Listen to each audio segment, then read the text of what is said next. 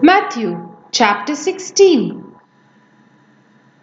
One day the Pharisees and Sadducees came to test Jesus, demanding that he show them a miraculous sign from heaven to prove his authority. He replied, "You know the saying, red sky at night means fair weather tomorrow. Red sky in the morning means foul weather all day. You know how to interpret the weather signs in the sky, but you don't know how to interpret the signs of the times. Only an evil, adulterous generation would demand a miraculous sign, but the only sign I will give them is the sign of the prophet Jonah." Then Jesus left them and went away. Later, after they crossed on the other side of the lake, the disciples discovered they had forgotten to bring any bread. "Watch out," Jesus warned them. "Beware of the yeast of the Pharisees and Sadducees." At this, they began to argue with each other because they hadn't brought any bread. Jesus knew what they were saying, so he said, "You have so little faith. Why are you arguing with each other about having no bread? Don't you understand even yet? Don't you remember the 5,000 I fed with 5 loaves and the baskets of leftovers you picked up? Or the 4,000 I fed with 7 loaves and the large baskets of leftovers you picked up? Why can't you understand that I am not talking about bread?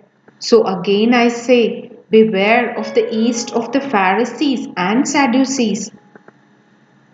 Then at last they understood that he wasn't speaking about the yeast in bread, but about the deceptive teaching of the Pharisees and the Sadducees. When Jesus came to the region of Caesarea Philippi, he asked his disciples, "Who do people say that the Son of Man is?" "Well," they replied, "some say John the Baptist, some say Elijah, and others say Jeremiah or one of the other prophets." Then he asked them, "But who do you say I am?" Simon Peter answered, "You are the Messiah, the Son of the living God." Jesus replied, "You are blessed, Simon, son of John, because my Father in heaven has revealed this to you. You did not learn this from any human being. Now I say to you that you are Peter, which means rock, and upon this rock I will build my church, and all the powers of hell will not conquer it. And I will give you the keys of the kingdom of heaven. Whatever you forbid on earth will be forbidden in heaven, and whatever you permit on earth will be permitted in heaven." Then he sternly warned the disciples not to tell anyone that he was the Messiah. From then on, Jesus began to tell his disciples plainly that it was necessary for him to go to Jerusalem and that he would suffer many terrible things at the hands of the elders, the leading priests, and the teachers of religious law.